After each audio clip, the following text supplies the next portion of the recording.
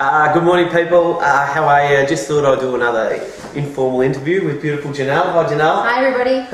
Thanks for coming. And I'm really excited about this because she's got a great, amazing story to tell.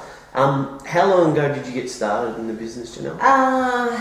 You could do the math, but I joined on the 22nd of May 2013. Okay, awesome. So, and what were you doing when you started? So at that time I was on maternity leave. I had a 4-month-old baby and I was on maternity leave from my job. I'd worked the last 10 years at Crown Hotels, so background hospitality and tourism. Yep. Okay, and then how did you find out about the business? So a girlfriend of mine who I'd known for many years, we reconnected. She had a baby at the same time, so you know, we were just at home bored, so we thought we'd start a playgroup. Anyway, from there we became friends again, and she came to playgroup one day and said, "Oh, this business," and you know, I've never done business before or know anything about business, but you know, what intrigued me was the products. So you've never done any business? No, I've never, no business ever. I'm not business minded at all, you know, so yeah, I've never done anything like that or this. So yeah, you know, from there she just told me about the products, and I've always had a keen interest in skincare, so I thought I'll definitely try this with the, you know, the amount of active ingredient in it is what interests me the most. So my husband was skeptical with the whole network marketing thing at first, and then also just the stem cell technology. So I took a before photo of my skin, and after that I took after shots, and you know, the results were just amazing, and threw that up on Facebook, and people were just asking me, you know, how did you get these results? What is it? What you know? And they all wanted more information. So I thought. From there, I thought, well, this is a way I could probably earn some extra income while I'm on maternity leave, and it just really blew out. It just snowballed from there. You know, yeah, you know, and it was from referrals. You know, like I would tell, you know, people would contact me, and then they would share it amongst their friends, and then before I knew it, you know, I've got well over 1,000 people in my team now, and Amazing. Yeah, so in such a short time. So we hear about these stories, but with this today, I want to try and get some real nitty gritty, right? Mm-hmm. So, did you have some doubts? Yeah, well, when I thought, oh, well, maybe I could do this, you know, and my husband had some previous experience in networking, like in 2007, and you know, he really didn't go anywhere with it.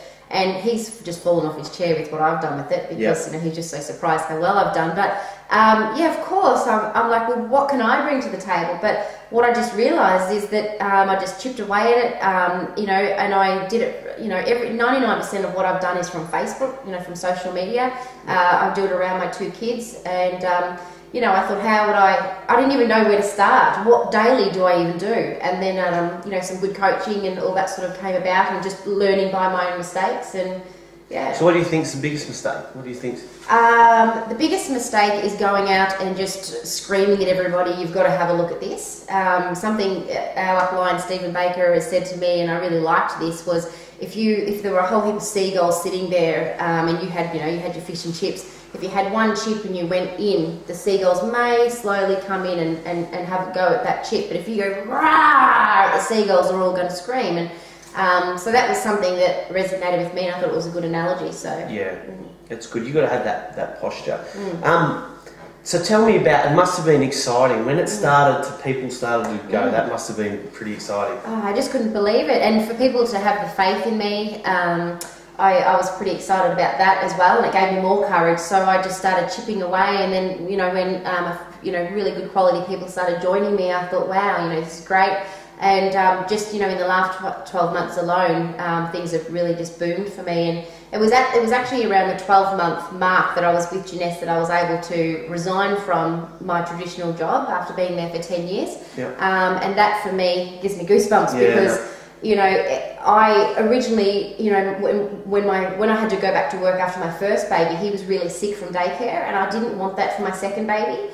So that's what drove me first. That was my first goal. It was so little, but you know, I achieved that really quickly, and then, you know, he never went into daycare, and then I'm like, oh, I better make some bigger goals. So, you know, I worked on that, and you know, the goals that I set for myself originally, I've achieved all those, and I've obviously had to, you know, and literally my dream board, if I look at my dream board now, things are coming into real life. Yeah. So, yeah. So that's one of the things why I was excited is I remember seeing the post on Facebook that first day. Tell us a bit about how that feels when you don't have to go to work and you have that choice of what you're going to do. How does it explain that?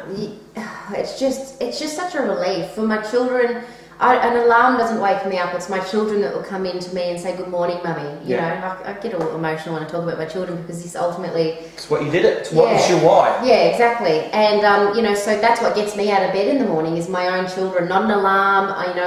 I'm still in bed at 8:30 where back, you know, when I was working traditional corporate work, I was already at my desk at 8:30. Yeah. So, and then I had to do that peak hour traffic. Nothing, I can't really put it into words because I get to, you know, I'll say to the kids, "What do you want to do today?" We'll say, "I want to go to the play centre, let's go to the park, let's go on a play date." And in between that, I build my business from this. So, and we talk about it. We're obviously the Facebook kings. Yes. And Facebook worldwide, Gully, where are we going to be in this? You know, without social media, I mean, my business personally is in 16 different countries now. And, you know, even for me, and I mean, I think it's about 18 months now that I've been in the business, but even for me, it's mind-boggling. And if someone had have said to me 18 months ago where I'd be now and what I'd achieved and the travel and the people that I'd met, I would have said, "What a pipe dream." Yeah. How could I do that? But, you know, it's totally achievable. And what's amazing, we haven't scratched the surface. So I have such massive plans. Yeah. Now, so I'm going to talk a little bit here. Because this I could imagine for Matt it would be a strange sort of feeling that you've got your hopes up, you say, "Hey, you know, we're going to make some money, we're going to do this thing," and he probably would have been going, right. Like when I got to say, he did. He rolled his eyes and he said to me, "You won't even remember the name Jeunesse in 6 months," but he was wrong.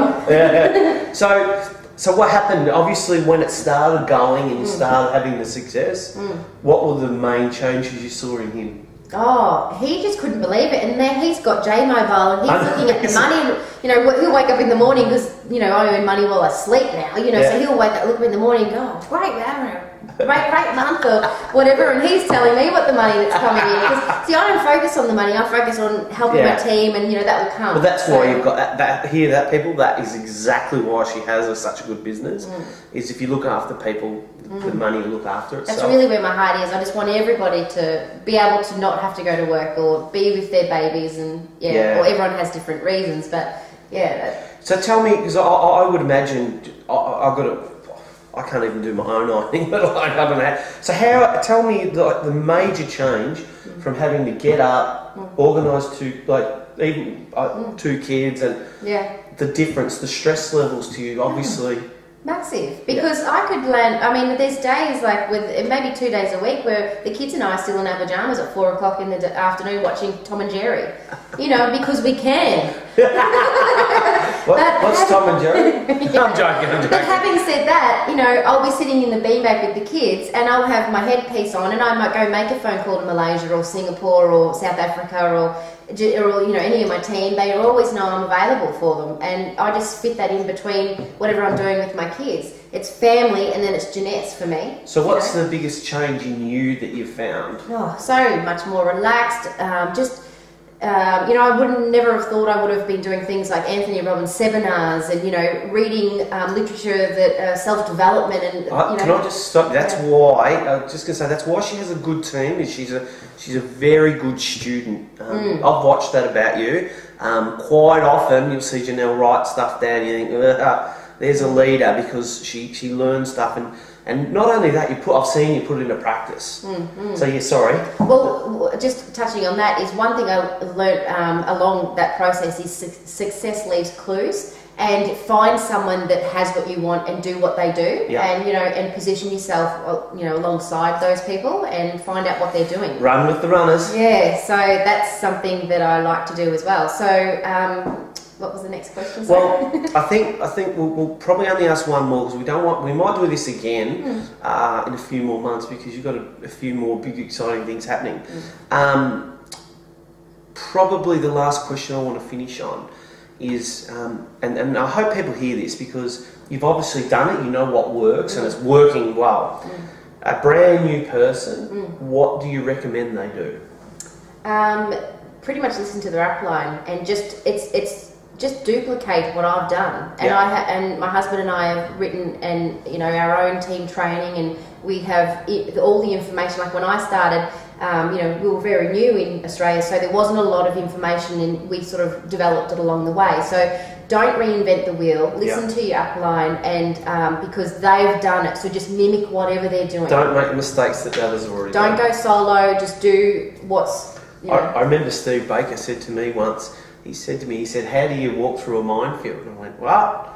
He said, "How do you walk through a minefield?" And I went, "I don't know." He said, "Just follow someone that's just walked through it." Yeah. And great advice from Steve. There you go, Steve. There's a big mention. Two mentions. Yeah. Anyway, well, that's good. Thank you for that. Yeah, welcome. I reckon we'll have to do this again because you've got so much to tell. Yeah, there's a lot of information. So I hope this helps people.